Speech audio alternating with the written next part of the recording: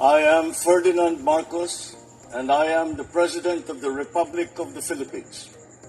I stand today on behalf of 110 million Filipinos. Hi everyone, hello universe, it's me again. Shoutout sa inyo mga kababayan. Nako, ito. Mayroon tayong info, no? Video update sa inyo lahat, guys. Tungkol dito sa pahayag ng China na gusto nila itikom ang bibig natin na huwag tayong magsalita. Kasi palibhasa mga kababayan, wala silang freedom of speech sa kanilang bayan, sa kanilang bansa. Dahil pag nagkataon, maraming malalagot.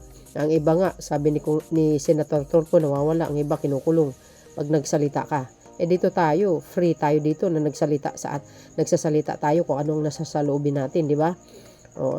Dapat lang. Kasi, yung aggression dyan sa West Philippine Sea kasi, pinuna yan ni Commodore Tariela, no? Well, ganun naman talaga lagi. So, parang nag-react doon ng China. No, mag-ingat daw sa mga sinasabi natin. Pinapa-zipper ang bunga natin na huwag tayong magsalita. Ano 'yon? Anong tawag nila sa anong tingin nila sa atin? Tuta nila? Hindi Kailangan natin ipaglaban kung ano ang sa atin. Sa atin 'yan ng West Philippines sa atin 'yan. Sakop ng economic zone natin. Nanalo tayo nga sa UNCLOS 2016. Alam po natin lahat 'yan. Bit kailangan pang makialam ang China para gusto tayong kontrolin. Hindi pwede. Hindi tayo sang-ayon diyan. Tapos itong embassy nila dito sa sa Maynila. Sabi po dito, guys. Diplomacy not words war.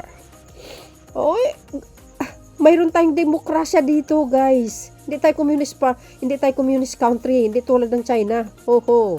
Diba? The Philippines has formally conveyed its displeasure over the Chinese embassy in Manila continue squabbling with the Philippines lawmakers and officials saying the escalating public exchange risk sabotaging diplomatic efforts. Mariusip. Tayo pang binabaliktad. Ano ba yan? Sino bang unang guys nanghahara sa West Philippines di ba yung mga Chinese vessel? Kitang-kita naman sa video yun silang nanguuna ng haras, hindi tayo. Yung isang PCG Coast Guard nga tinamaan yung hintuturo niya yata yung pinaka niya, yung daliri baga. Alam po natin yan. Kailangan din na magsalita tayo sa madlang people para nang sa ganun, makita ng internasyonal na ipinaglaban natin ang sariling atin, which is ang West Philippine Sea. Atin ng China.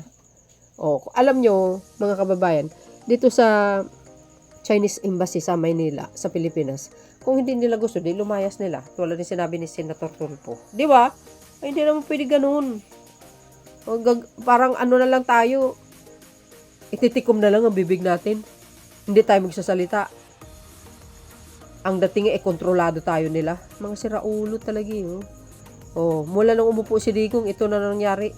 Sabi ko, di ba?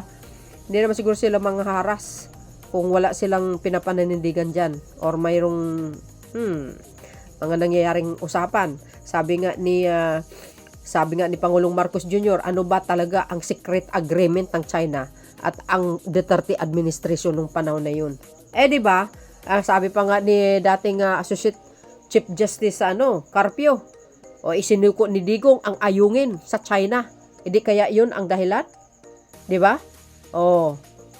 You see, hindi naman pwede yun, guys, na hindi tayo magsalita. Pero pakinggan nyo, yung sinabi ni Senator Tulfo dito, para kompleto detalyado, tingnan nyo, matapang yung sinabi sa buong mundo na ang West Philippine Sea ay sa atin. Kung hindi nyo gusto ang bansang Pilipinas pagdating sa freedom of speech, lumayas kayo. Malaya tayo dito nakapagsalita. Demokrasyang bansa ito, guys. So, ito, panoorin nyo ito. Ito na. Mr. President, I rise today in defense of dignity, our national dignity. Spokesperson of the Chinese Embassy recently lectured Filipinos and worse, Philippine officials on the limits of freedom of speech. we are told that criticizing a foreign head of state is completely unacceptable. Well, let me say this then, Mr. President. If you do not like how democracy works in this country, then you are free to leave the Philippines. Get the out. Mr. President, kung hindi nila gusto kung paano gumagana ang demokrasya sa ating bansa, malinaw po ang sagot. Layas. This is our house. Hindi sila ang boss natin at tayo ay mga tau-tauhan lang nila. To the Chinese embassy officials, you do not have the moral authority to lecture Filipinos about freedom of speech. Because freedom of speech does not exist in your country. It is not practiced. It is not protected. It is punished. So do not export censorship to a nation that fought, bled, and died to be free. And another recent statement coming from the Chinese government threatening our officials of, quote, paying the price for making provocations and confusing right from wrong, unquote, pertaining to our claims at the West Philippine Sea. What is truly unacceptable is a foreign government acting as if it can police Filipino speech, intimidate Filipino officials, or shame Filipino into silence. Mr. President, our government officials spoke only the truth. They defended our sovereignty. They spoke as public servants of a democratic republic. They are correct, and the Chinese government is wrong. Wala silang karapatan na punahin ang malayang pagpapahayag sa ating bansa.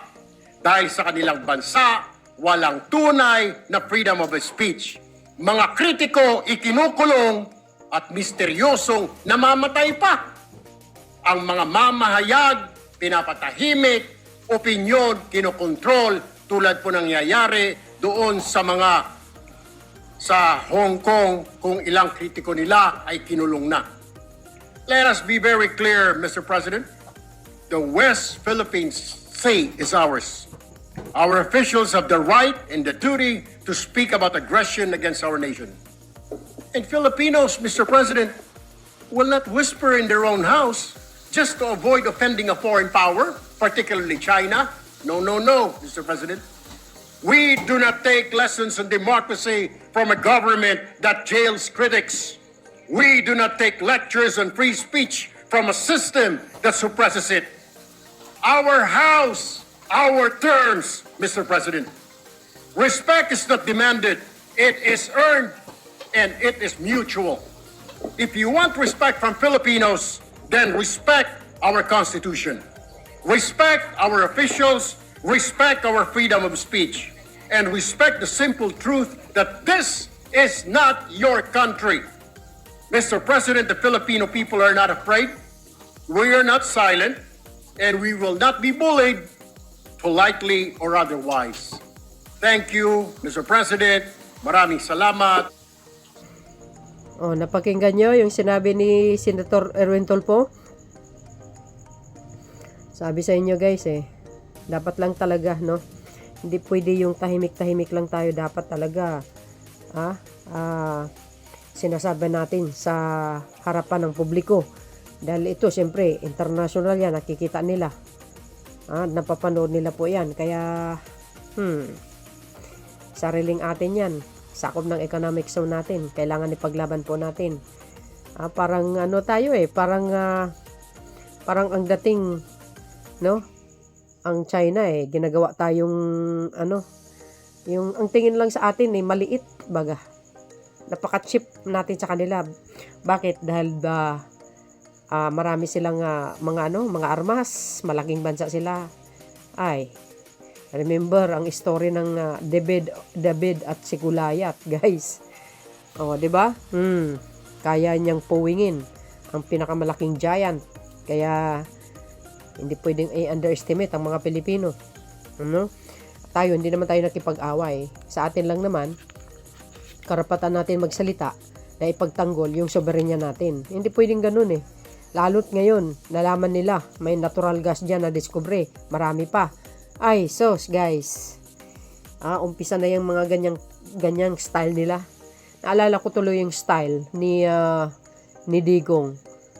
Sino man ang pupuna sa kanya, mag-hire ng hitman. Bakit nasabi ko? Si John Pala, di ba? Yung broadcaster sa Davao. Sino ba nag-ambos nun? Di ba sila Las Cañas? Si Las Cañas mismo ang nagsabi. Siniwalat niya yan. Ganun, di ba? Ayaw nila kinikriticize sila. Yung mga ugaling ganyan, yung mga style ganyan, pang communist, lang yan, country. Mga komunistang mga tao lang. May mga ganyang klaseng mga, patakaran. Kunting puna lang, kitilin mo kaagad. Ganun naman talaga sila. Wala naman sila freedom of speech sa kanilang bansa Hindi tulad sa atin. Although, may limit din naman, siyempre, para may i-push out mo din yung sama ng loob mo, yung sa loobin mo baga. Tama yung sinabi ni Senator Erwin Tulfo. At dito guys, sang-ayon yan si Pangulong Marcos Jr. sa statement niya. Ang dami as in. Pero kung napanood niyo yung session sa Senado kanina, ay nako. As usual, iginigiit ni Marco Beta. Hindi alam daw kung saan ang sa atin diyan. Hindi niya kaya nakita yung hindi niya ba alam yung on close na nanalo ang Pilipinas noong 2016? Ano yun? Gawa-gawa lang. Ewan ko ba dito kay Cubeta, guys? Kaya, maging maingat tayo, sa 2028. Hindi pwede ang pro-China. Delikado ang natural gas natin. Sinasabi ko sa inyo, maging maingat ang mamamayang Pilipino. Tandaan nyo yan. Malalagay sa alanganin yung natural gas na discover dyan sa Malampaya. Ngayon ay pinapabantayan na ni Pangulong Marcos Jr. Si PBBM ang nagpupurso niyan. Baka sakali mayroon tayong mahugot sa ilalim ng karagatan. Hindi nga na tayo nagkamali. God is good all the time. Mayroon nga. Di ba? Kaya gagawa ng paraan yan para makinabang ang sambayan ng Pilipino. Yan ang ingatan natin sa darating na eleksyon. Pag pro-China ang makaupo. Ay, nako. Mark my word, guys. Kawawa tayo. Tayo ang may kapangyarihan. Kaya kailangan natin magsanib puwersa, huwag ibuto yung mga salot sa lipunan. So yun guys, ang aking pinaka latest updates. Thank you guys for watching. See you again on my next upload. Bye and baboos. God bless Philippines. There's more. Follow me and don't forget to like. Okay? Bye guys.